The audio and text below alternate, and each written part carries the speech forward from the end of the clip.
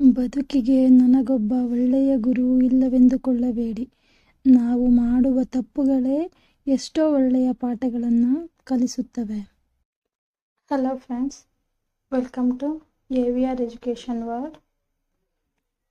ಈ ವಿಡಿಯೋದಲ್ಲಿ ನಾನು ನಿಮಗೆಲ್ಲ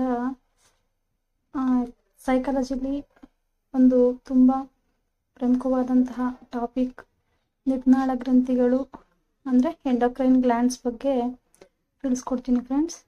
ಇದು TETಗೆ ತುಂಬ ಇಂಪಾರ್ಟೆಂಟ್ ಟಾಪಿಕ್ಕು. ನಿರ್ನಾಳ ಗ್ರಂಥಿಗಳು ಅಂತಂದರೆ ಏನಪ್ಪ ಅಂದರೆ, ಯಾವುದೇ ನಾಳ ಇಲ್ಲದೆ ರಕ್ತಕ್ಕೆ ನೇರವಾಗಿ ಹಾರ್ಮೋನನ್ನು ಹರಿಬಿಡುವಂತಹ ಗ್ರಂಥಿಗಳು. ಅಂದರೆ ಯಾವುದೇ ನಾಳಗಳ ಸಹಾಯವಿಲ್ಲದೆ ರಕ್ತಕ್ಕೆ ನೇರವಾಗಿ ಹಾರ್ಮೋನನ್ನು ಬಿಡುಗಡೆ ಮಾಡ್ತವೆ.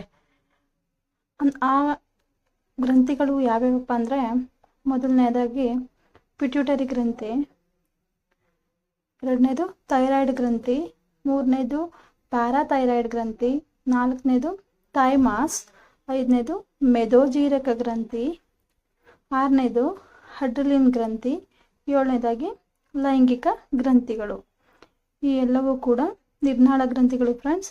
ಈ ಎಲ್ಲ ಗ್ರಂಥಿಗಳು ರಕ್ತಕ್ಕೆ ನೇರವಾಗಿ ಹಾರ್ಮೋನನ್ನು ಬಿಡುಗಡೆ ಮಾಡ್ತವೆ. ಈ ನಿರ್ನಾಳ ಗ್ರಂಥಿಯಿಂದ ಸ್ರವಿಕೆಯಾಗುವಂತಹ ಈ ಹಾರ್ಮೋನುಗಳು ಕೂಡ ವ್ಯಕ್ತಿಯ ವ್ಯಕ್ತಿತ್ವ ಮತ್ತು ವ್ಯಕ್ತಿ ಭಿನ್ನತೆಯ ಮೇಲೆ ಪ್ರಭಾವ ಬೀರುತ್ತವೆ ಅನ್ನೋದನ್ನ ಅಂತ ಹೇಳ್ಬೋದು. ಇದು ತುಂಬ ಇಂಪಾರ್ಟೆಂಟ್ ಟಾಪಿಕ್ ಫ್ರೆಂಡ್ಸ್ TETಗೆ. ಆದ್ದರಿಂದ ನಿಮಗೆ ಯೂಸ್ಫುಲ್ ಆಗಲಿ ಅಂತ ಈ ವಿಡಿಯೋನ ಹಾಕ್ತಾಯಿದ್ದೀನಿ. ವಿಡಿಯೋ ಇಷ್ಟ ಆದರೆ ಲೈಕ್ ಮಾಡಿ, ಶೇರ್ ಮಾಡಿ ಮತ್ತು ಕಮೆಂಟ್ ಮಾಡಿ. ಚಾನಲ್ನ ಸಬ್ಸ್ಕ್ರೈಬ್ ಮಾಡಿ ಫ್ರೆಂಡ್ಸ್. Thank you.